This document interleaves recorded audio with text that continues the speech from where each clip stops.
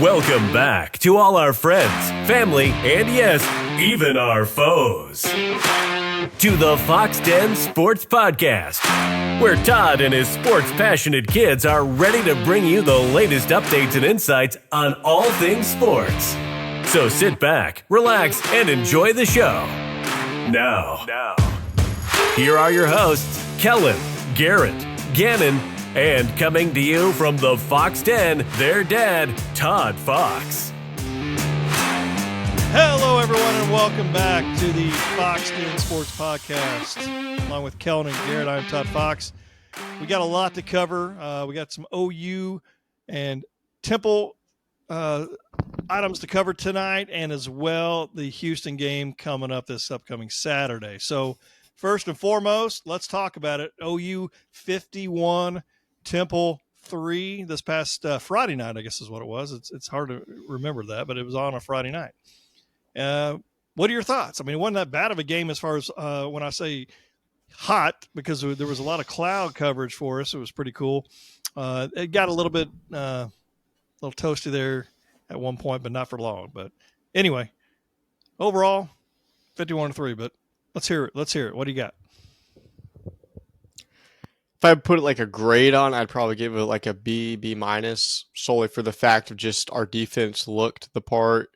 I get it's Temple, but I mean, I would rather us look the part against Temple than not. So I asked for turnover last week, and they just gave us 6, which is the most since the early 2000s. I know one of the biggest things I've been shocked by, or was shocked by, is just how many fumbles we got. We know last year we were the best team in the country for interceptions, but I mean, fumbles are, they're hard to come by. You got to play the ball on that one, and they definitely did that.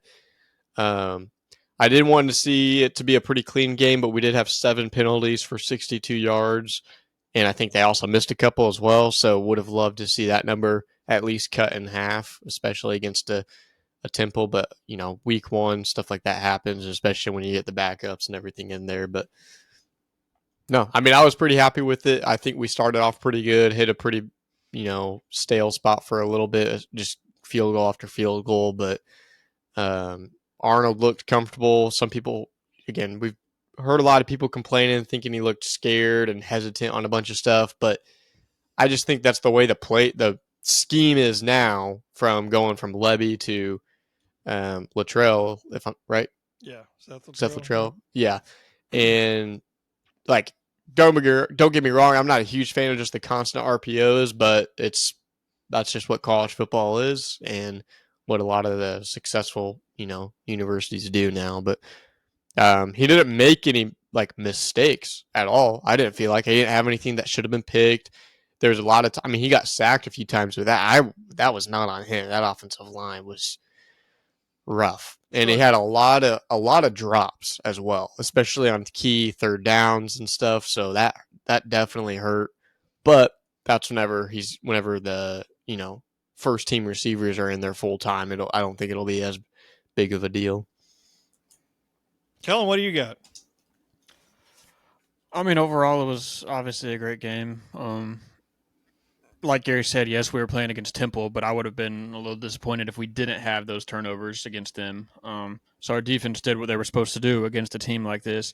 Jackson Arnold made some great throws with a defender Pressure in his face. He'd be on the ground, and it's just a beautiful pass. I'm trying to figure out how many sacks did we have? Like 2 or 3? 6. 6 sacks. Oh, 6. Okay. I thought the same thing until I looked. Yeah, I thought it didn't feel like that many. Okay, so we definitely improved there. The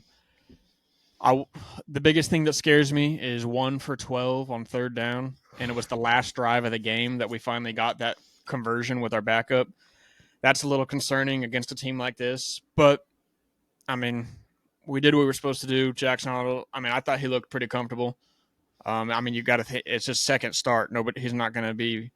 But this game next week, next few weeks are just going to get him more and more comfortable. Sure. Taking hits while he's throwing.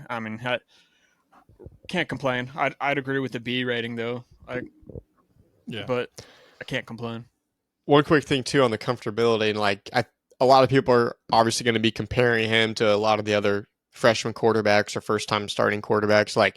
He's also not only, again, second start, like this is a new system. Like this isn't what he walked into last year. This is a completely new scheme and system. So I think this would, even if Dylan Gabriel was still here, he would have still looked a little laggy. And not to say Arnold looked laggy, but it's just, that's something I don't think a lot of people are talking about. The fact that he's only been with this guy for, 6-7 months. So Yeah, overall, I give it a B minus. I just felt like we won 51-3, so that's obviously a big thing, right? The offensive line is a concern at this point, but I mean, here's what I'm looking at. I mean, and I'm going to be all over the place probably here for a few minutes, but it's the first game of the season. There's no preseason, but in a sense, it's kind of like a preseason game. That's why you schedule somebody like a Temple, and that's no shot to them, but it is what it is, right? And they played, from what I read, in like 83, 84 different players. So they had all different kind of players playing.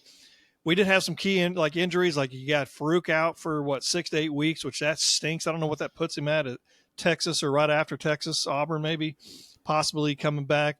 That hurts. We went from having a really big, a lot of depth, which we still have depth at the wide receiver position, but losing Gibson hurts. I know Anthony's supposed to be coming. I mean, he did play back, and then we need Nick Anderson back. But overall, the running game just couldn't, and I predicted 300 yards rushing. So, I mean, there's no shot, right? So, I mean, that was your hot take. Yeah, I wouldn't call it a prediction. Completely wrong on that. That's what I expected them to do, is come out and try to run the ball to try to get that offensive line going and moving, and they never did until that fourth quarter. And I don't know, you told me, because I couldn't keep track of who was on the field from the opponent's side, but you told me that the majority of the starters were still in, and Taylor Tatum had a great fourth quarter. I think we're really lucky, not lucky, but really good at running back. I guess I'm not lucky like I'm lucky to even have these guys, but I mean, it's awesome to see. I mean, Sawchuk, Barnes looked pretty good. Barnes looked really good. And then you've got Taylor Tatum, who looked number one running back.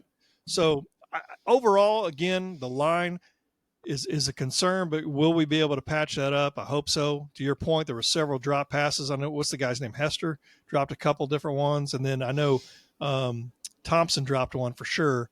Bauer Sharp, excited about him. I think he looked good. Deion Burks looked fantastic. But you guys know, I mean, Venables even admitted to it after the game. Like, they played a very vanilla offense, didn't really push the ball up the field. And here's the thing, they're probably looking at it. They didn't want to show a whole lot of things, which obviously you don't want to against somebody like a Temple. I started thinking, and maybe I'm wrong, but I mean, maybe it is going to be a lot better, because the fact that we just did do exactly that. We just played a very vanilla offense and moved the ball down the field. We had some struggles. Yeah, on third down was terrible. I felt like we were just trying some different things at that point. I don't know. But we did well on fourth down conversions. But anyway, I just think that we're going to be, again, I'm not saying we're SEC champions, national champions, anything like that. To be quite honest with you, if I were guessing today, it's only after one game, I'd still say 8-4. Possibility of a 9-3 if the ball bounces our way, and if ball doesn't bounce our way, it's a possibility of 7-5. You just never know.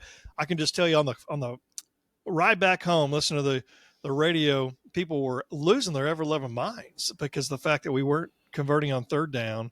They were losing their ever-loving minds because they thought Jackson Arnold looked terrible, and that Michael Hawkins should be the starter now. I'm like, I mean, no, like he put some energy into it, but I also think, I mean, it's because he ran. Like, his first option looked like to me like he was ready to run. I don't know about you, but what are your thoughts? Well, I mean, that's what we did with Arnold last year too, Yeah. so it's hard to really say. But I'm not starting anybody over Arnold for a while. Like, I thought Taylor Tatum carried that drive. Yeah. Like he had total 69 yards in the game, and he probably had about 60 of that on that drive. Yeah, remember, and Hawkins ran for a little bit too, but he ran that first play, but I think it was a holding penalty or something. Remember, he ran like 20 yards, and I got pulled back. But and then Hawkins had to pass that 100%, should have been intercepted. Like, so no, not at all. No shot. No. Nothing against Hawkins, but Arnold's the guy, and I don't understand. Everyone knows that he's got the Heisman caliber arm and mind, and he can be a first round draft pick easily. everybody's just got to relax. There's a lot. I mean, we won 51-3. I mean, we could have put up more, and like if we would have pushed the ball and all that. So they did what they had to do. They got a lot of different guys, some experience playing. And when's the last time we had like a young quarterback like this? Like all of our last few greats, other than Caleb Williams, transferred. Trevor I mean, Knight, yeah, I I would. don't know. Well, that's the thing, though. Is Caleb, by the time, I mean, that was halfway through the season. That was, I mean, that was just different. But going into the year, Rattler, was he was that his second year? Yeah, he was a second year, but I don't know if he redshirted. I can't remember if he redshirted his first year. I think it was a second year, It but was a second. But even before that, though, Kellen's right. That you take Spencer out, then you've got to go before Baker. So like we had all these quarterbacks that transferred over. Obviously, they're going to start off a lot more comfortable. Like he was fine. He didn't have any crazy yards, but he started with great field position almost every time. There wasn't yards to get. He was making clutch throws with getting drilled while he's throwing it. I can't get over that pass to Farouk in that first drive. Like he had that guy was coming right down the middle, and he did not even look phased. Like the dude was on him as that ball was getting released, and he dropped it right over the safety. I mean, we were trying to get a running game going, and we just could not get it going for whatever reason. And hopefully against Houston, we'll talk about that shortly, but hopefully against Houston, it'll be a little bit different. I know. Other than Farouk, I mean, you saw the center sprained his ankle, I believe, but I believe from what I hear, he'll be back. He should be back. But other than that, I didn't hear really a whole lot of injuries from that game alone. No, So, and the defense. But one thing too to note. Solid. Go ahead. Yeah, defense. You mentioned last week you wanted to see pressure and sacks, but without having to blitz, and I would say a good 4 out of the 6 sacks we had were just from a 4-man rush. So 56. Who was that? 50. Grayson Halton, and then also I'm not going to lie to you, we had a true freshman have 2 sacks. Marcus Strong. I couldn't tell you where he's from. I'll have to look into that later. But yeah, no, we had a couple. We had 6 total sacks. 2 guys with over a sack and a half. So yeah, super exciting. I thought Jaden Jackson looked pretty good. I mean, I saw him running down the field, tackling guys in the back, in the like the linebackers are at. And I mean, we all know that's the position. You're not going to sit there and get a crazy amount of tackles or sacks or anything. You're literally just there to block up a couple of different lanes and let the linebackers get there. So, Stone, he went in a few times. I think the few times we saw him, he looked pretty good. When they weren't triple teaming him, they were triple teaming, at least double teaming, but there were a few occasions they were triple teaming him. And the one time we saw him get single coverage, he blew past the guy and almost, tipped the ball out of the quarterback's hands. So, no, super excited with him as well. I am curious on seeing, down the road what his playing percentage will be. So the kicking game looked great. The new kicker, fantastic. Kicked a 50-yarder, 52-yarder, I believe, and then another 40. I mean, he was on point. Looked great, and you could tell the crowd was kind of like, "Oh, thank goodness," Yeah, and I mean, 6 for 6 on extra points. Yeah, 3 for 3. Won the SEC Special Teams Player of the Week. Like, no, huge. I'm super happy about that. Super happy Schmidt, about that. He did the kickoffs and kicked the majority of them out of the back in the end zone. And I'm sure there's a couple. Punter was iffy. Punter was iffy. Their punter was way better than ours, in my opinion. But really, okay. Well, let's see. Okay, Elzinga average. Had that weird. Remember that first rugby style. Running? Yeah. Oh yeah. But no. They averaged about the same distance-wise, but his long was 50. That Temple punter was 58 yards. Okay, yeah, you're right. I mean, because and Elzinga's was 50. I know for sure he had one run back. I don't know how many he actually had on that. But the defense looked solid. I mean, they honestly could have had another turnover when Bowman intercepted the ball, and then he kind of flipped and then dropped it on the way down. Honestly, hit the ground and it came out. I think. But I mean, but it was a fantastic game. Again, the weather was really really comfortable. Toby Keith thing was song. Cool. Was really That's cool. A great tradition. I hope that stays for a while. It needs to be as long as song. Don't change the song. I agree. Got everybody all fired up, pretty excited. I love the intros, team coming out, pretty exciting there. I don't know how you feel though. I feel like and I know it's against Temple and it's a Friday night, but like the atmosphere was not what it needs to be.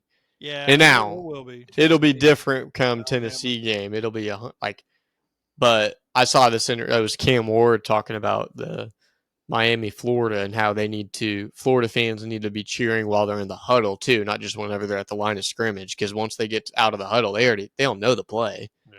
So that's something we all need to know on Tennessee in every game. Like you can't just sit there and start screaming when they line up. Like Tennessee looked pretty good. Obviously, they played Chattanooga, but that quarterback, I can't remember his stats, but he had several touchdown passes, over 300 yards passing. I mean, he looked good. And again, understand the opponent. Like I told Garrett, I'd love to see Chattanooga go up against Temple and see who wins.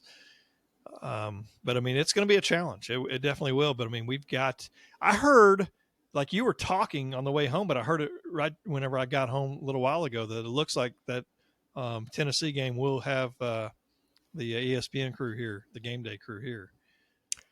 I haven't seen that. They usually announce it the week before, but maybe they already announced that. I don't know if that's accurate or not. That's just what they were Again, saying. looking at the national schedule, there's not a whole lot of other ranked. There's only one other ranked game. I couldn't even tell you what it was because it wasn't anything crazy. Because I'm assuming they're going to Texas and then Michigan next week. That's just but I don't know that. Yeah, is that right? Yeah, they are. And there were some good college games this weekend. I know Florida State beat USC beat LSU last night, which I thought LSU had that game and just kind of gave it away. They just couldn't put them away. Brian Kelly was pretty upset, which was fun to watch. It was fun to watch, knocking the old fist Press against table. the table. Yeah, he was pretty ticked off. But I mean, other than that, I mean, again, Sooner fans, relax. We'll be fine. I mean, we're not going to win any national championships this year, and if we do, I'll say I'm wrong. But we're in good shape, and we will move on from there. We got Houston coming up. What do you got? What do you say about them, Garrett? How did they get to do this past weekend? Well, they did not do great. They lost to UNLV by 20 points in a game that I mean they were expected to win by quite a bit. I won't say quite a bit, but yeah, honestly, kind of hilarious. They're just so it's going to be an easy game. I don't think they're going to be much better than Temple, to be honest. So. I do think it'll be they're better athletes, I guess. I mean, I think they will be. I mean, what do I know? But I know UNLV rushed for almost 200 yards, like 198 yards rushing, and I know they had looks like only 113 yards receiving. So they ran the ball, which would be fantastic if we could rock and roll and run that football down their throats. That'd be great. That'd be really good. But they Donovan Smith passed for 135 yards for Houston. They had 209 total, and they only had 38 yards rushing. So, and I'm telling you, dude, if that's the case, like if they had a struggle there, because OU's defense, I'm not going to act like they're the best in the country, but they looked a lot better. I think they're like learning that system. They're some of those players in that third year in that system, helping coach some of these younger kids too. And again, I've said it before. I think we're a better team. Our record may not indicate that at the end of the year because we're not going to be. I don't anticipate us being 10-2 or anything like that. But I still think we're a better team, just up against tougher competition. Yeah, I mean, I think there's definitely something to be said about Zach Alley. Like the players, yes, but Zach Alley, I think game ball. But I think he's going to be the next great coordinator that's going to be talked about in a couple years to get a big time head coaching role, or take over for Venables So, but no, I completely agree. I think it's going to be fun. I think our defensive line is going to eat that game for sure. And I think that's going to be a game that they kind of let Arnold, let loose a little bit, just because of the fact they're probably going to try and calm down some of the fans because I don't know. I mean, I wouldn't if I were them, but care. Who knows?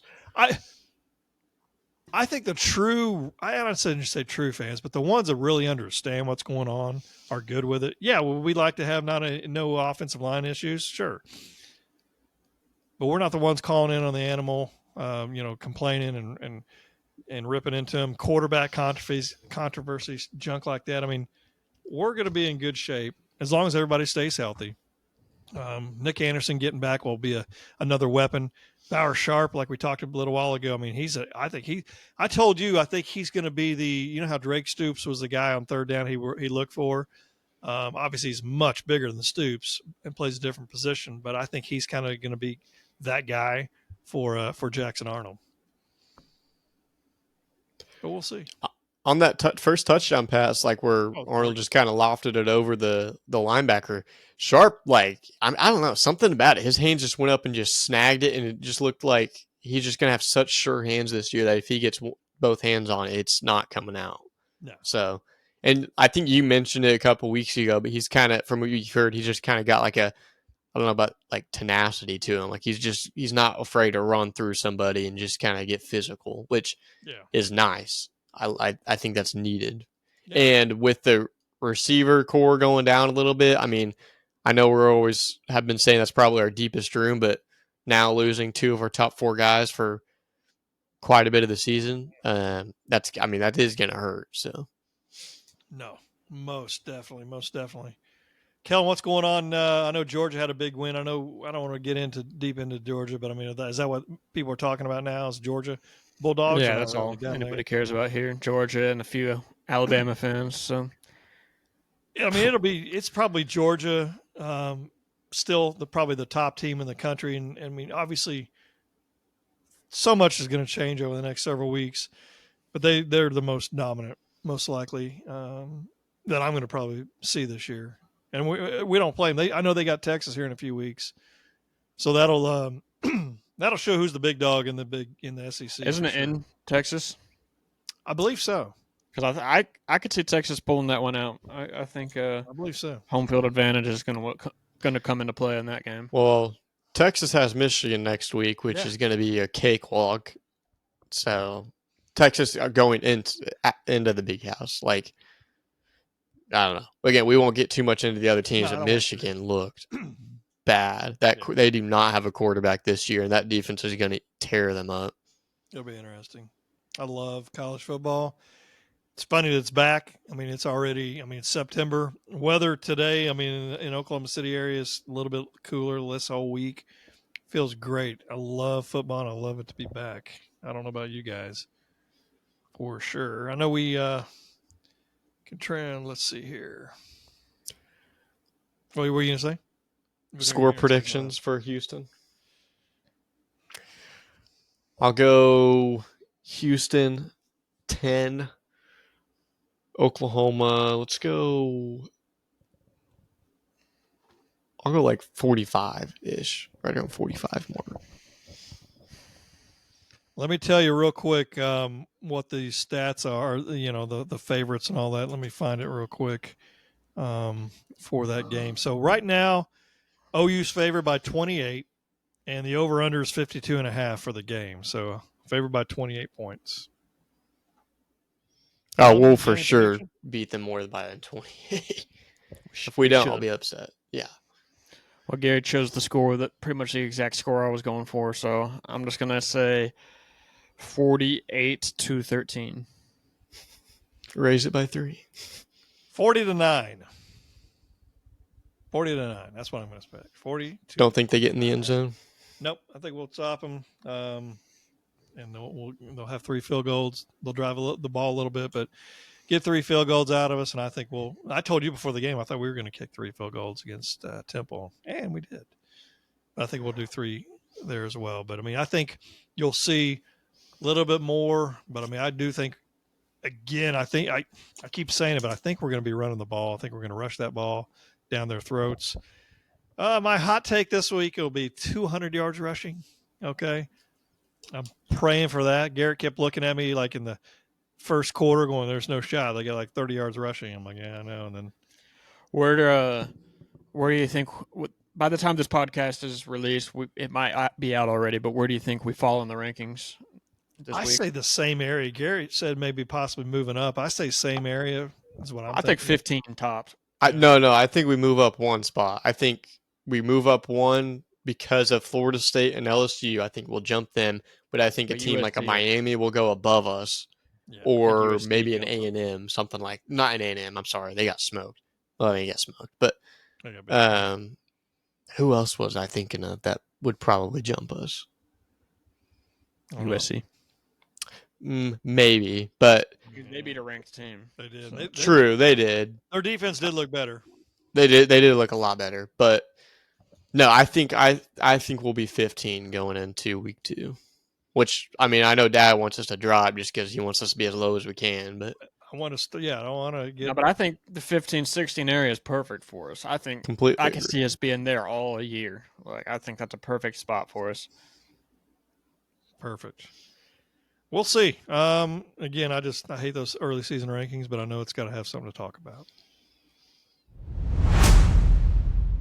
All right, for my little fun question of the week, you got $9. You guys see it right now. You got $4. You can either have a baked potato, mozzarella sticks, or cheesecake. $3 hush puppies, fries, or fried pickles. $2 mac and cheese, coleslaw, or fried okra. Or for $1, green beans, corn on the cob, and broccoli. You got $9 to spend. What are you getting? And you don't have to get, like some people think you have to get something off of each, but I don't think that would even add up. I mean, I'm going mott sticks. They got to be good, but mott sticks, fried pickles, and fried okra. Oh wow, that's an interesting list. Give me fried pickles, some good old French fries, mac and cheese, and green beans. Yeah, My problem is you're not getting good mac and cheese for $2. And I know this is obviously isn't accurate to prices, but like if there was mac and cheese on the $4 row, I'd think okay. if it was But I'm Smack from remember New York City, that was at Smack. That was incredible. The best mac and cheese I've ever had. Remember that? Is that the time you guys didn't go with us?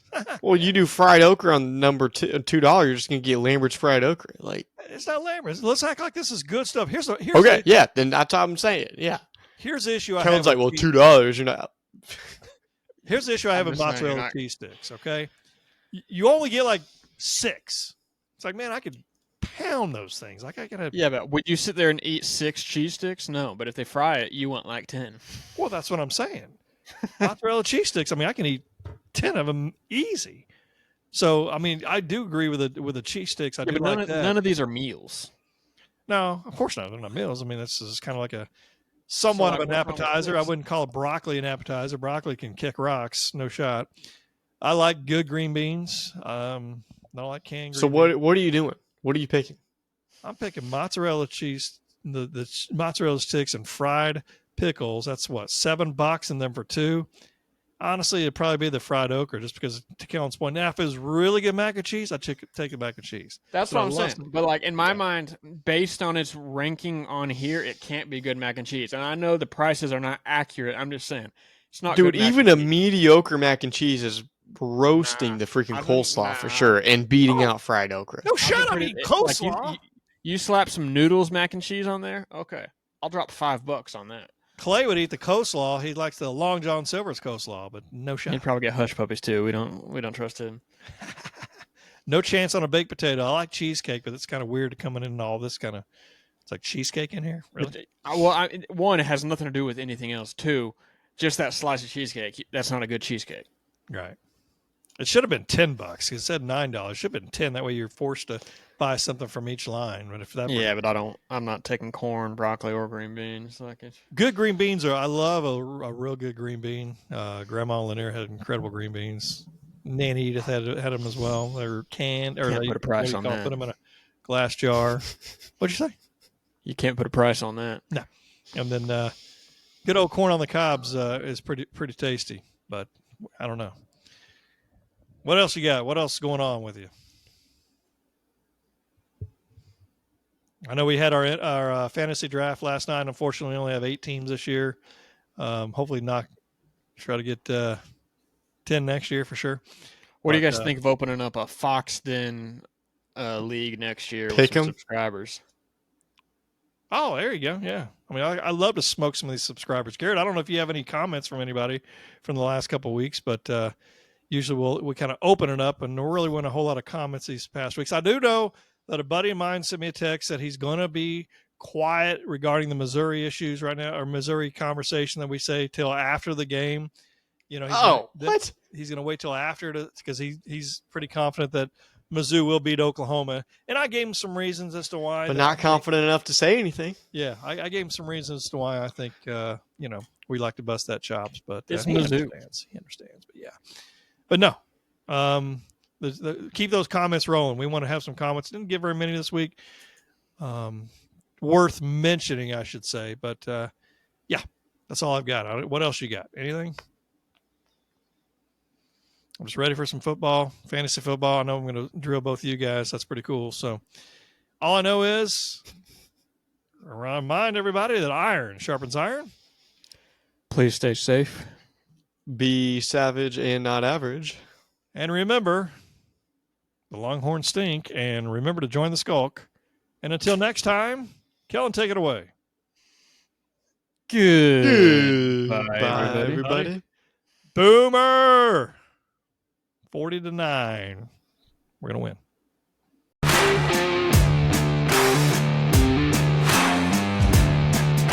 Thank you for listening to the Fox Den Sports Podcast.